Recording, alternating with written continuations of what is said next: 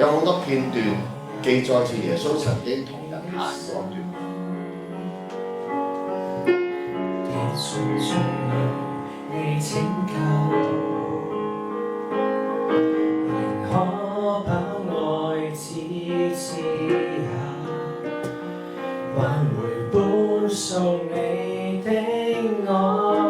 但逾越節之後，見到耶穌被捕、被捉拿、被審、被侮辱、被定罪、被釘喺十字架上，一切都發生得好突然。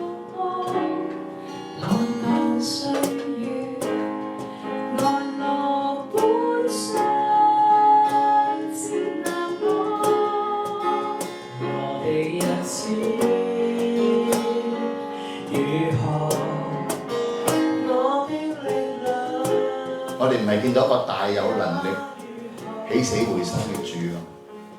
點解好似一切嘅神蹟都唔再發生？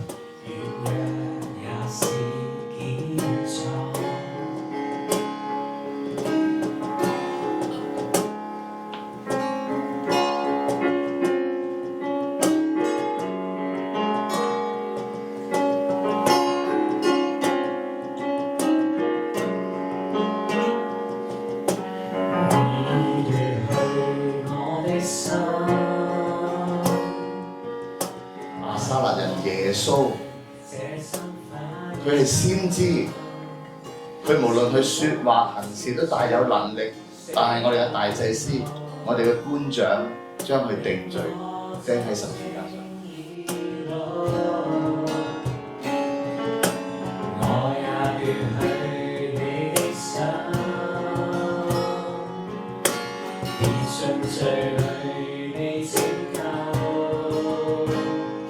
叛徒四散，怕猶太人匿喺房子裏邊，關上門。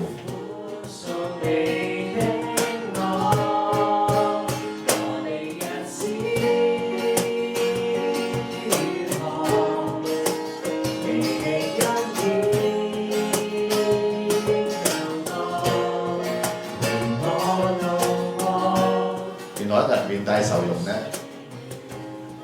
見唔到主。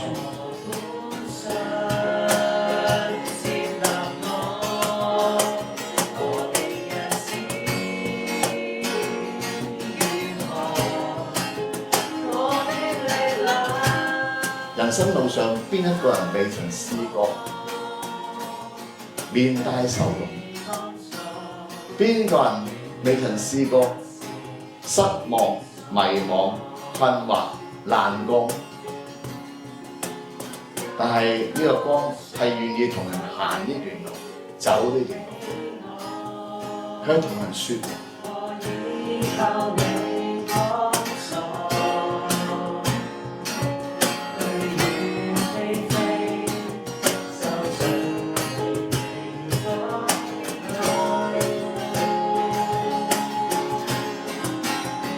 呢一個光，呢個復活嘅主，又一齊同佢呢兩個門徒同。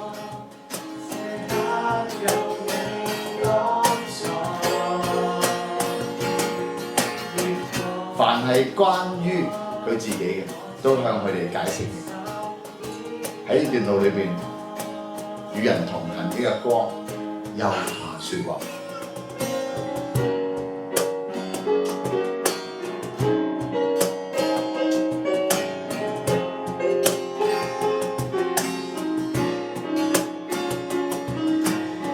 於是眼睛就明亮了，從眼睛模糊到眼睛明亮，係因為耶穌同你行咗呢一段人生。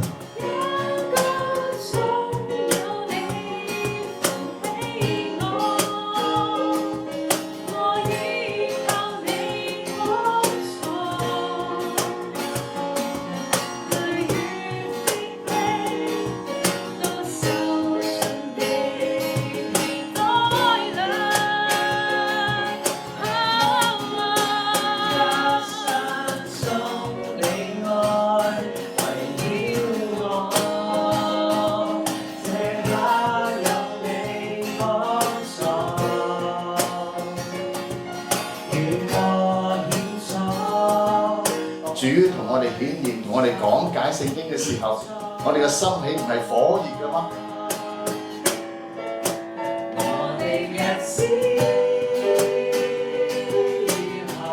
於是嗰餐飯都唔食，漏夜從以馬忤斯跑翻去耶路撒冷，將佢遇見復活主嘅事情話俾彼得佢班門徒。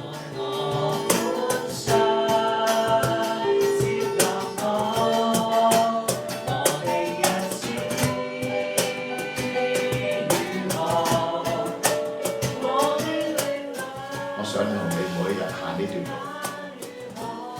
每日都聽到你同我説話，